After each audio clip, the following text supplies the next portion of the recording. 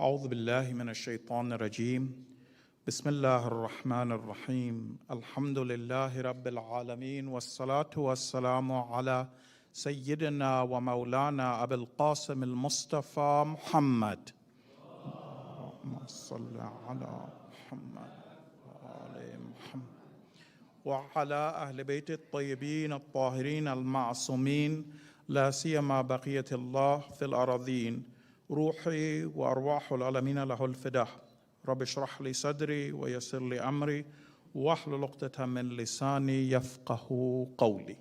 So dear brothers and sisters in Islam, Assalamu alaikum wa rahmatullah. Welcome to everybody. I hope everybody's doing well. Tonight, brothers and sisters, inshallah, there are three areas that I'd like to touch on, albeit briefly. The first area is the unfortunate earthquake that took place, and many of our brothers and sisters unfortunately lost their lives, so a little bit about that. Then secondly, it's the anniversary, the 44th anniversary of the victory of the Islamic Republic. This time I'd like to address it from this side. What is our responsibility towards the revolution? We've talked about it in different ways before. Tonight, though, it will be more, what are we supposed to do? What is our duty? And that will mean that we need to talk a little bit about what is called the clarification jihad. And then finally, we'll continue with the lessons that we have started so long ago. So, brothers and sisters, as you remember, we are reading the book, Reclaiming the Narrative. Tonight, inshallah, if Allah gives tawfiq, at least briefly, we'd like to talk about the third condition for Quranic faith. Quranic faith has three conditions. Iman, if we want to know if we have Iman according to Quran, then Quranic faith has three conditions. The first one is going to be the chapter that we're addressing tonight, which is faith based on understanding, intellectual conviction. That's the chapter that inshallah we'll be trying to cover tonight, but we'll start with salawat ala Muhammad wa ali Muhammad.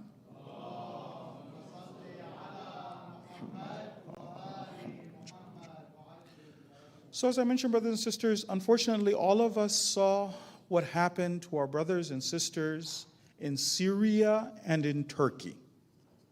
And we can only imagine the difficulties that those believers are facing. Our hearts go out to them. It's the winter time. And the numbers they tell us are over 22,000 people dead. However many are they going to continue to pull out of the rubble?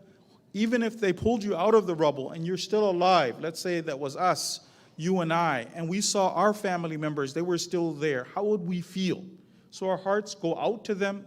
We ask that Allah grant them relief, that He grant them patience, that He forgive those who went back to meet Him.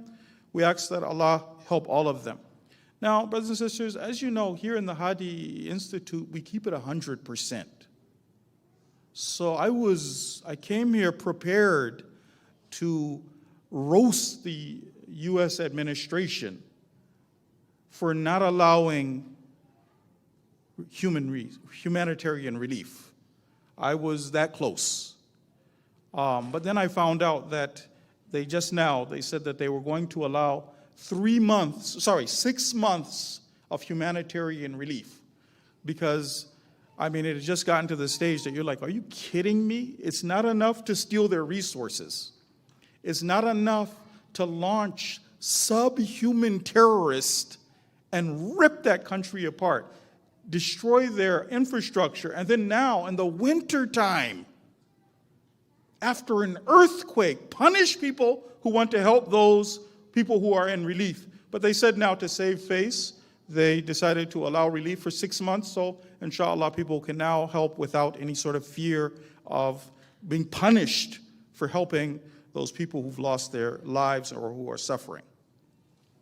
So that's one point. The second point was that this is the 44th anniversary of the Islamic Revolution. And I just want to say congratulations to our entire Hadi family, each and every one of you, mu'mineen and mu'minat, who are here. Our extended Hadi family, those who are watching online.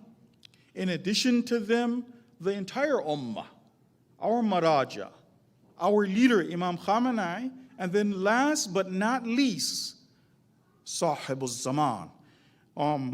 Inshallah, many happy returns for each and every one of you.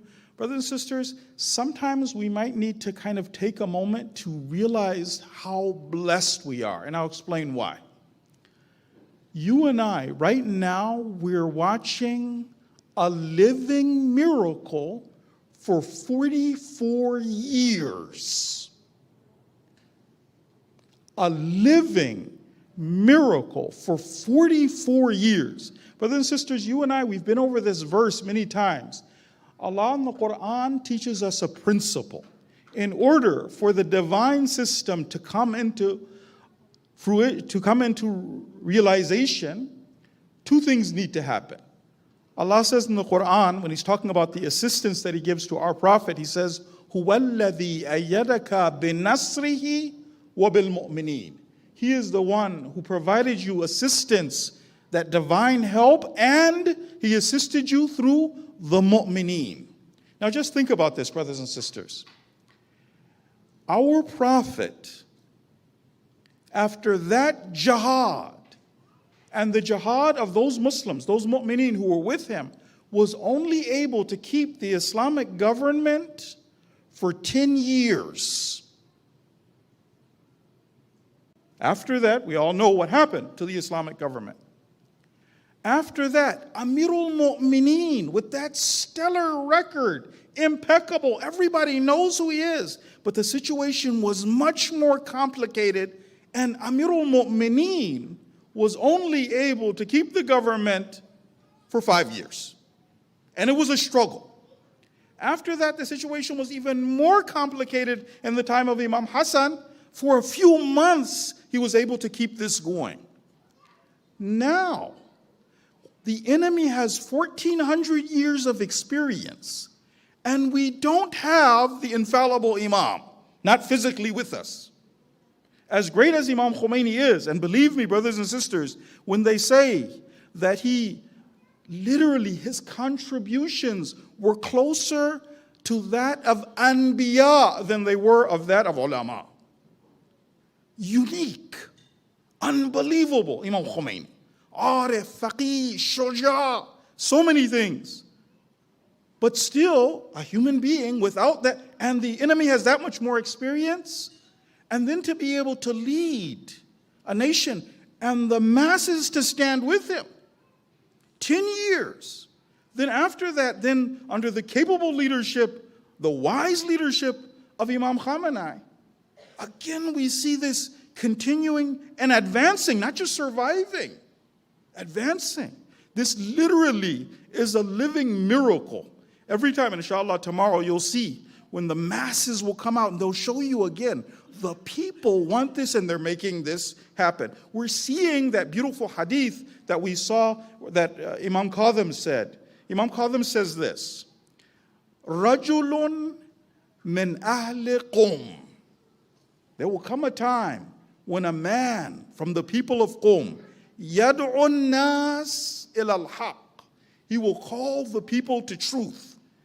Yajtami'u ma'ahu qawmun kazubar al-hadid. And a group of people will stand with that man like pieces of iron. And that's what we've seen for 44 years, that kind of strength in the face of tyranny. But now, my question, brothers and sisters, is what's our job? Now, if you don't mind, I'm going to also, as normal, I kind of walk when we do the ayat of the Quran. We're going to be looking at the ayat of the Quran, even for this answer. So the question now is, what is our responsibility to the revolution? Do we have any taklif? We have been uniquely blessed to be alive watching Islam brought back to life, the time of victories. And also let me say this too before I begin. The resistance, the global resistance, which is preparing the grounds for the coming of the Imam, is stronger now than at any point in history.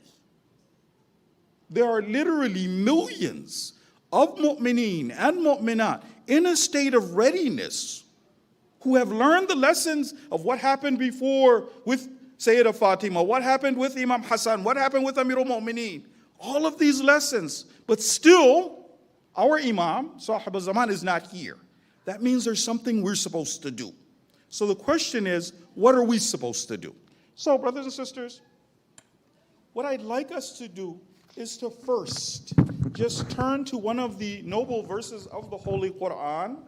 So this is Surah Baqarah, brothers and sisters. If you can turn to Surah number 2, Surah Baqarah, and verse number 141. Surah 2 and verse number 141. We're looking at our responsibility. Do we have a job? Now this first one is just a reminder. The verse, let's see, did everybody find the verse? Anybody? Sisters, anybody? Oh, wonderful. All right, let's look at the verse. Tilka ummatun qad khalat, laha ma kasabat, wa lakum ma kasabtum. That was an ummah. That was a nation. Imam Khomeini did his qiyam. Those people were with Imam Khomeini did their qiyam. But they passed. Qad khalat. Laha ma kasabat. Whatever they earned, they got. What about us? Walakum ma kasabtum. What are we supposed to do? What we earn is what we're going to have. We're not just here to celebrate what happened. Now, what happens, brothers and sisters, is there's something which is known as the clarification jihad. So, brothers and sisters, there is a book that right now our brothers and sisters in AIM, they are working on the translation of this book, which talks in detail about what the clarification jihad is. Brothers and sisters who speak Arabic, they can also access the book right now. Those who speak Farsi can access the book right now and find out what it is that the leader expects from us. What is our job? What is our duty? Right now I'm going to summarize, but that book is being worked on. We will await it eagerly, and inshallah, once it's been translated, then inshallah we'll have it here in Hadi. The clarification jihad, brothers and sisters, is this. The enemy would like that certain realities are forgotten or I'm going to give a historical example. Misconstrued. That the tyrant is replaced and he's made a hero. History is rewritten. Example. Karbala, after Karbala, the enemy had a massive campaign of misinformation. They wanted it to be something that ended in Karbala, that great qiyam, that sacrifice of Abu Abdullah, those women and children who were captured and prisoners, that event that saved Islam. They wanted it to be forgotten, misconstrued. Remember, this is something we've already studied. These are individuals who rose up against Amirul Mu'mineen Yazid. They were parading them. The daughters of the Prophet were going to be prisoners, slaves to be bought and sold. So the enemy would like that some great event, let's say something like the revolution, that happens and then it's forgotten. The heroes become enemies. Okay. What is our job though?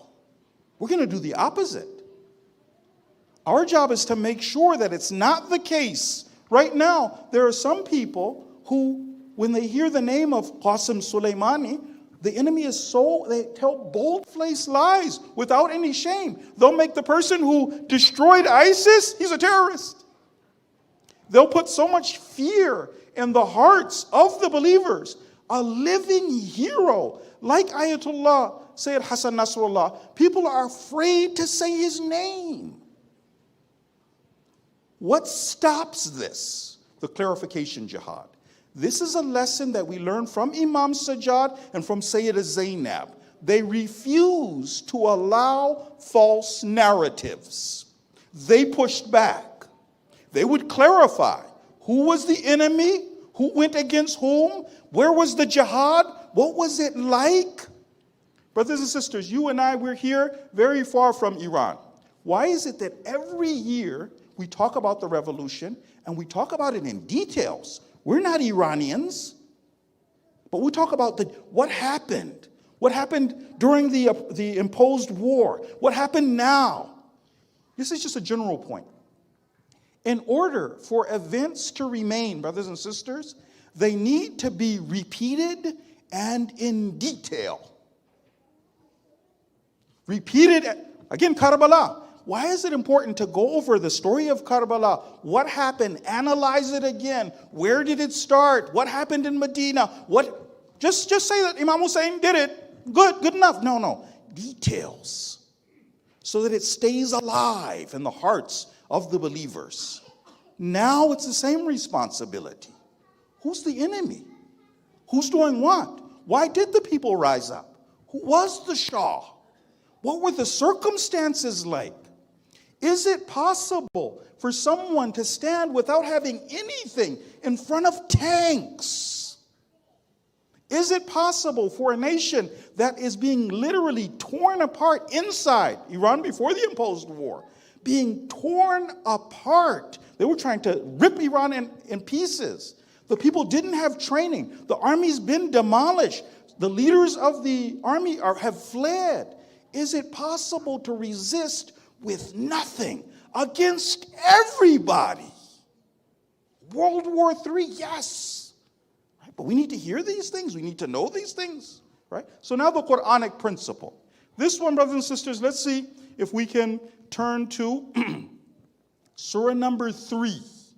So Surah number 3, we're going to see a covenant that God took from the people of the book, and then we'll learn our Islamic responsibility.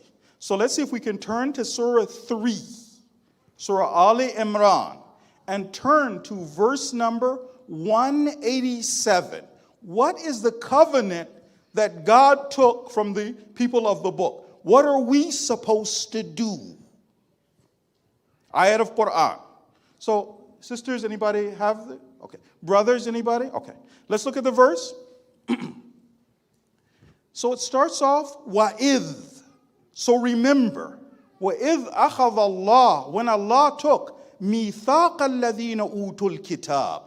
God took a covenant from those who had been given the book. A covenant. What did God want from them? What did God demand that they do? This is now with emphasis, God says. لَتُبَيَّنَنَّهُ لِلنَّاسِ. You will clarify for the people. You will explain for the people. You'll make it clear for the people. This is a battle to the death for the hearts and minds of the masses. We are concerned with misguidance. We won't just sit back, allow people to be misguided, and we sit by idly. We know the truth, alhamdulillah. No, we don't want anybody to be misguided. The verse continues. So one of the things God demands with emphasis, لَتُبَيِّنُنَّهُ لِلنَّاسِ. You will definitely make it clear for what's right, what's wrong for the masses. وَلَا تَكْتُمُونَهُ. And you won't conceal it. You've seen the video, definitely, of the leader saying, don't do taqiyya when it comes to the Islamic Republic. You won't conceal it. You'll explain, you'll talk, what's right, what's wrong, who's the dhalim, who's the madloom. So, brothers and sisters, the revolution, brothers and sisters, I said it's that unique blessing that we've been granted. It's also a divine amana. That leadership that we have, that unique leadership in Imam Khamenei, that's a divine amana. How many people in the Muslim world failed the test of the government of Ali? Imam Ali had a government. Amirul Mu'mineen had a government. Why did it fail? There were Muslims there. What didn't they do? Because you and I, when we go over history, it's not just, well, the door of Fatima in the past. I will cry my eyes out for the burning door of Fatima in the past. But I don't connect it to here. No, with us as believers, Where is the burning door of Fatima now? Where is, it's a continuum, the government of Amirul Mu'mineen now?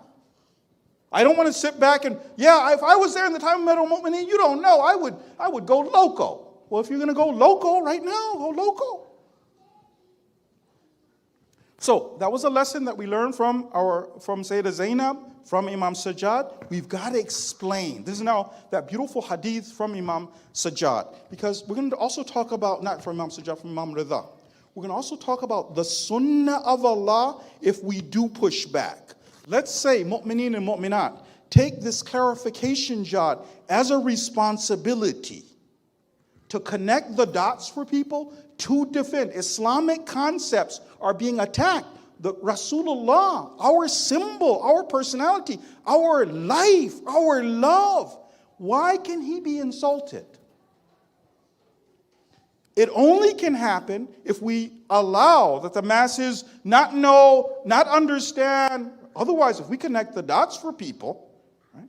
So, this is the promise now of Imam Rida. If we explain Islam unfiltered, we don't change Islam. Islam as is. The Imam promises us this. He says, Inna nas, truly the masses, Inna nas law alimu mahasina kalamina. If the masses, if the people knew the beauty of our words, lattabi'una, they would definitely follow us.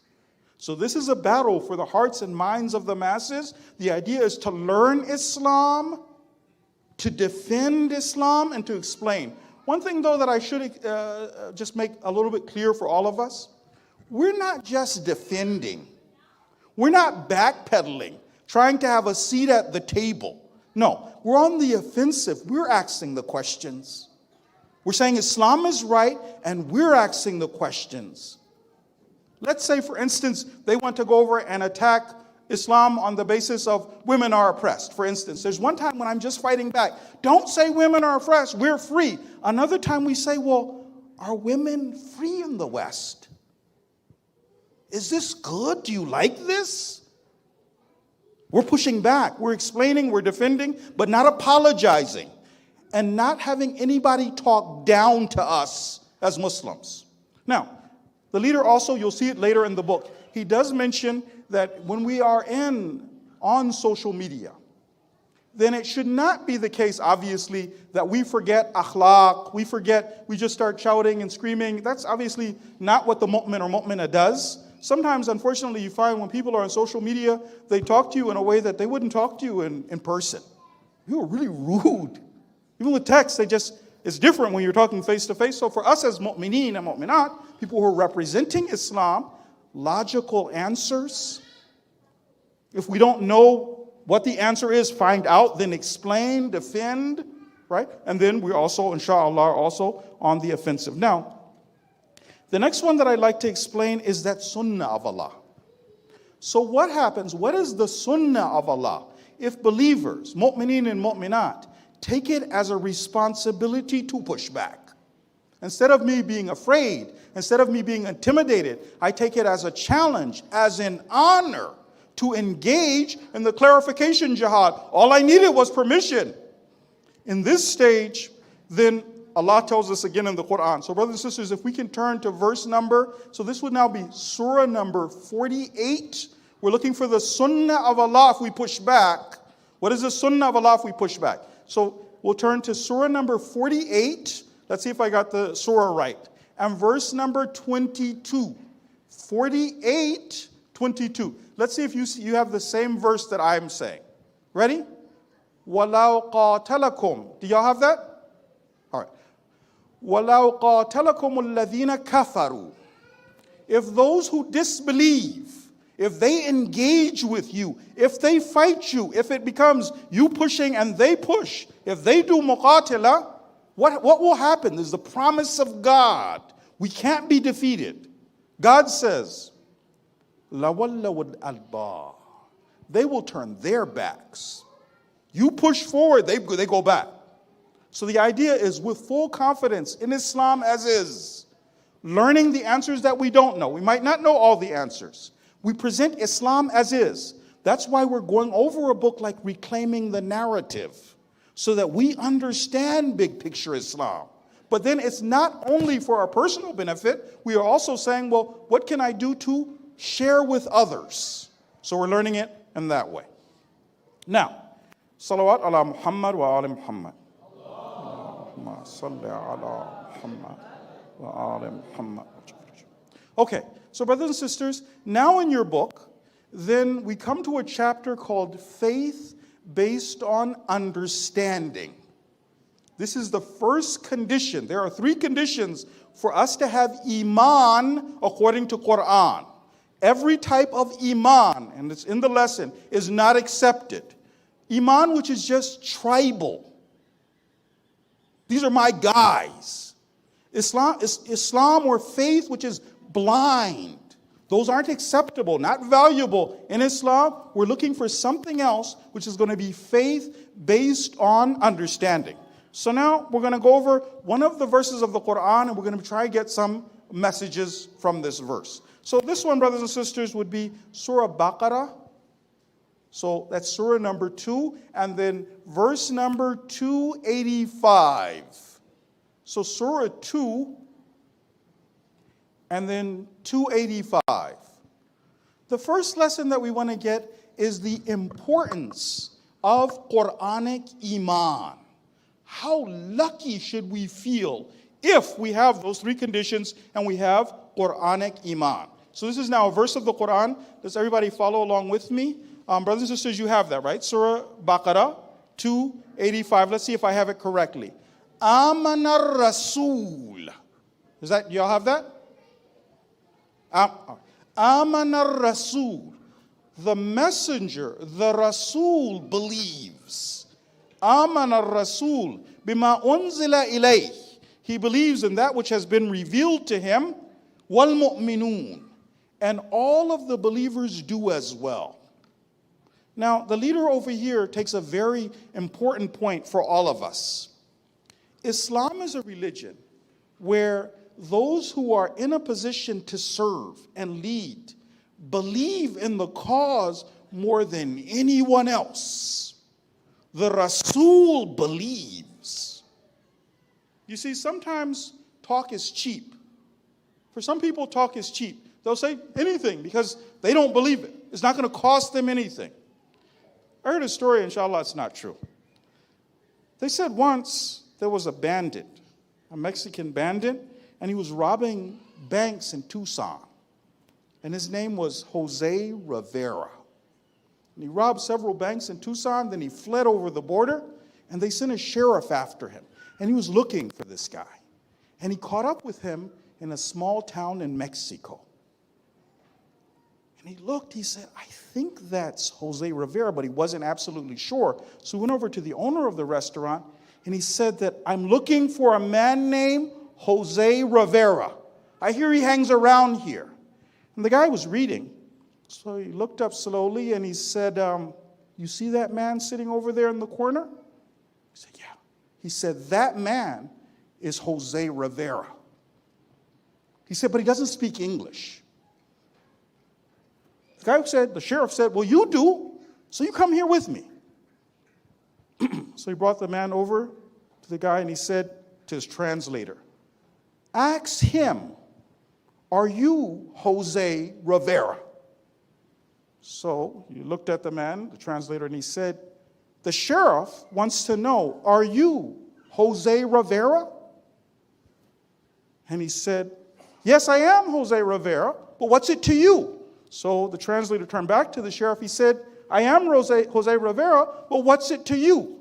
The sheriff got upset. He took his gun out, and he put it to the guy's head, and he said, tell Jose Rivera he's been robbing banks in Tucson, and if he doesn't tell me where he's buried that money, I'm going to blow his brains out.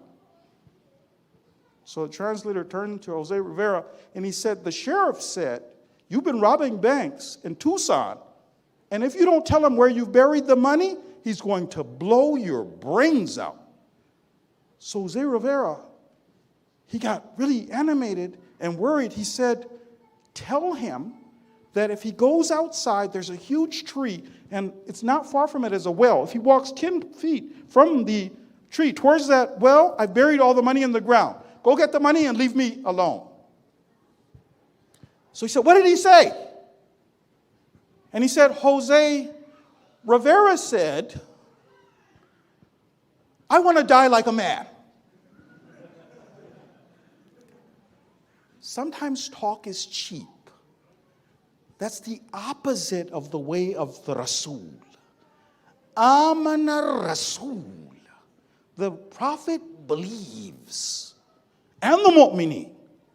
That means the Prophet was someone, and this is an example for all of us. The Prophet would believed harder in the cause than anyone else. Our examples are Ahlul Bayt. Amirul Mu'mineen, example, right? Amirul Mu'mineen is the first person to stand up to fight Amr bin Abdi Wud. He's the first person to leap in the trench after everybody runs to go and get Nawfal, Imam Ali, right? But if you look in Nahj al-Balagha, he says, when things got tough, we went to the Prophet for relief. Who believes harder than Ali? The Prophet. Right? The Prophet believes in everything that he said. And so with the Prophet, and for all of us, if we ever are in a position of responsibility and leadership, leadership is one where we're inviting, not telling others to do something. We believe, and then we invite others to it. So, when we look at our ayat of the Quran now, we see that the Prophet believed, and in order for the Prophet to establish the kingdom of God on the earth, the Prophet would first engage in building human pillars, one-on-one tabligh, human pillars. After that, they would create divine societies. And the prophets, because they believed, they would get their hands dirty. They would establish these divine systems, but they would get their hands dirty. Another verse of Quran. So, brothers and sisters, if you can turn now to Surah 3, Surah Ali Imran, Surah 3, and verse number 146. 146. The prophets, we learned, they believed, they also got their hands dirty. Let's see this verse of the Quran. It says, so everybody, let's see if I've quoted it correctly. وَكَأَيٍّ مِّن نَبِيٍّ. Do you have that? وَكَأَيٍّ. How many nabi? How many a prophet? وَكَأَيٍّ مِّن نَبِيٍّ قَاتَلَ مَعَهُ رِبِّيُّونَ كَثِيرٌ. The Prophet would engage in the jihad, and alongside him, a multitude of godly individuals would be fighting as well. Some of our prophets were shuhada. They got their hands dirty.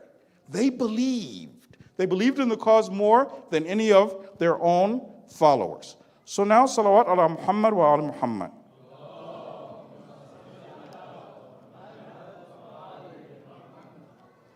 Back to our ayat. So we're going back now to Surah Baqarah. Again, what are we talking about? Belief based on understanding, intellectual conviction. This is going to be necessary for the next steps, right? We're going to take this step by step. Then after that, God's going to expect things from us, okay? But we'll go back to our verses. So we'll now go back to Surah Baqarah, and then we'll go back again to Surah number 285. 285. Allah's again describing for us, and these are lessons for us. So, about the prophets and those believers, kullun amana billah wa malaikatihi. Each and every one of those believers and the Prophet himself believed in Allah, amana billah wa malaikatihi, and the angels, wa kutubih, and all of his books, wa rusulih, and all of his messengers. La nufarriqu bayna ahadim min rusulih. We would not place any distinction, any difference between any of the messengers. Another lesson from the Quran. In Islam, there's no picking and choosing. Islam is a package deal. We don't separate between any of the prophets. Now, back to our verse. The intellectual conviction is what we're looking for. So the believers would say this, قَالُوا, and they said, وَقَالُوا سَمِعْنَا وَأَطَعْنَا. The believers heard, they said, they heard, we have heard and obeyed. Now, heard, brothers and sisters, doesn't mean I heard with my physical ears that I heard. Yeah, this is different. This is understanding. I've embraced the faith because I've thought about it. I understood it, and then after that, I obeyed. Then they make that all-important dua. We learned this before from the ayat of the Quran. The most important dua is the dua for forgiveness. So they continue, these same believers. غُفْرَانَكَ رَبَّنَا. Forgive us, our Lord, your forgiveness. وَإِلَيْكَ الْمَصِيرُ. And we're going back to you. So in Islam, Islam is here to awaken people, to get people to think. When Amirul Mu'mineen describes the responsibility of the Anbiya, it's not to put people to sleep. Islam is a different animal than other religions. It's to get people to think. Amirul Mu'mineen says this, the responsibility of the Anbiya was لِيُثِيرُ لَهُمْ دَفَائِنَ الْأُقُولِ, that they unearth for the people their buried intellects. We're getting people to think. It's not blind faith. It's faith based on understanding. Again, a verse of Quran, again, looking at the same concept. So this is now Surah number 12. Surah Yusuf. Again, the same concept. We're just proving to ourselves again and again, what is it that the Quran is teaching us? Surah number 12 and verse number 108. 12:108. So let's see if anybody finds it. All right. Anybody have it? Okay. Let's look at the verse together. God is instructing the Prophet. قُلْ هَذِهِ سَبِيلِي. Say, this is my way. أَدْعُو إِلَى اللَّهِ. I call to God. I invite to Allah subhanahu wa ta'ala ala basira, with insight. Ana wa man ittaba'ani. I have insight, and all those who follow me also have insight. So it's different from that story that I heard. Inshallah, it's not true. They said once there were these 3 sisters, and they were very elderly. One was 92, one was 94, and one was 96, and they all lived in a house. And what happened was they were getting a little older, so the oldest one, she decided to go over and set a bath for herself, and then she was about to step into the tub, and then she was like, did I already take a bath yet, or am I about to take a bath? So the other sister heard her. She was like, oh my God. She started running up the stairs, but then she stopped and she said, wait, did I already go upstairs, or am I going up the stairs?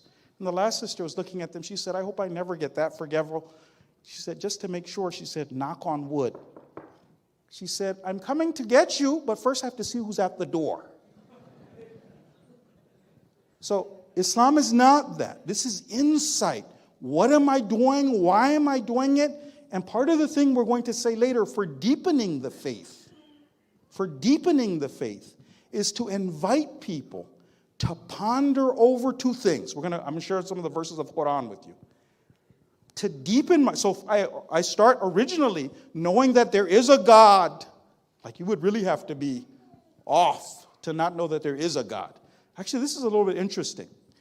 Let's say for children, because here in the Hadi Institute, we're saying is not only ourselves, but our future generations, so that we can train the soldiers of the Imam. Question: if our children are supposed to have intellectual conviction and supposed to know God, is it our first responsibility to prove to them that God exists? If I want my children to have deep faith, and I want it to be intellectual conviction, is my first job to prove to them that there's even a God? No. Actually, children, very small children, are close to their own fitrah. The fitrah knows very clearly that there's a God. This is interesting. You'll find this in the ayat of the Quran. When prophets, anbiya, are talking to mushrikeen, example, Surah Nuh. This is just one example. Surah Nuh. The people of Nuh, they don't believe in God. They're idol worshipers. These guys all over the place. The prophet talking to them, and he says, do istighfar to your Lord. He doesn't say, well, let me prove to you that there's, no. Everybody knows. Unless you're really off, really, really confused, people know that there's a God. If we want to deepen the faith of the children, and also ourselves, two things just right now. One of them, have an environment where the children don't have to witness sin on a daily basis. Make sure the children are not seeing, from us as parents, from us as those who are interacting with them, that we're not, they already have faith. They were born knowing God. If they don't witness sin and disobedience to Allah, if that happens in the first place, and then we make sure to introduce them to God as He is. There's books actually that have been written about this. How do we introduce Allah as He is? If we can do that, Allah as He is in the Quran, introduce God, the faith will get deepened. We invite people to ponder and deepen their faith. So when it comes to Islam, the idea that I don't just suffice with that original understanding, but rather I ponder, we talked about this last time, I ponder the verses of the Quran. Now what else? I'm just going to mention another verse that we have from the Quran, which is, it's not only the book of legislation that we ponder. This is now, again, let's go back to Surah 3, so Surah Ali Imran, and verse number 190. Ali Imran, Surah 3, verse number 190. So let's read this verse together. Let's see if I've got it right. Inna fi khalqis samawati wal ard. Is that correct? Sisters, y'all have that? Okay. Truly, in the creation of the heavens and the earth, waqtilaf al-layli wan-nahar, and the variations of the day and the night. The day comes, the night goes, right? What does God say in these things? لَآيَاتٍ لِأُولِي الْأَلْبَابِ are signs for who? For the intelligent. Brothers and sisters, some of us remember the discussion about taqwa. Taqwa was common sense, looking out for my real interests, not only my short-term interests, but also my long-term interests. A person with common sense, right? A person who thinks finds so many signs of God in the book of creation. Another way for us to work on deepening our own faith and the faith of our children is looking at the book of creation. So we want to make sure that we introduce Allah subhanahu wa ta'ala as He is. We make sure that we get exposure to the ahadith of Ahlul Bayt, and we work on understanding them. Hadith, which we'll end with, it says, Man dakhala fi hadha deen birrijal. Let's say instead of us using that faith which is based on me personally understanding and personally being convinced, I follow personalities. I'm a Muslim because my daddy's a Muslim. The hadith says, whoever enters this religion because of people, أخرجه منه الرجال كما أدخلوه فيه. The same way that people brought him in, people will bring him out.